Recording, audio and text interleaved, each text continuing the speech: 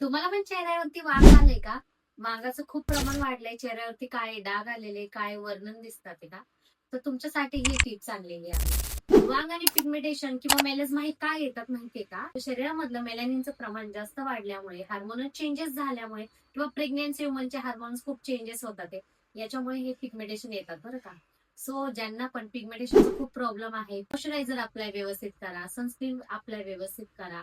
ठीक आहे. त्यांच्या डे केअर रुटीन व्यवस्थित ठेवणे, नाईट केअर रुटीन व्यवस्थित ठेवणे, अशा ह्या अनेक गोष्टी तुम्हाला मेंटेन ठेवावं लागेल.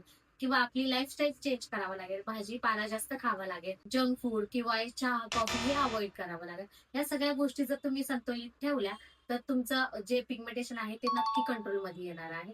आणि तुम्हाला जर अजून इन्स्टंट हवा असेल तर Derma24 मध्ये नक्की व्हिजिट करा. आपल्याकडे छान ट्रीटमेंट अवेलेबल झालेली आहे, ज्याच्यामध्ये तुमचं पिगमेंटेशन 100% जाणार आहे. धन्यवाद.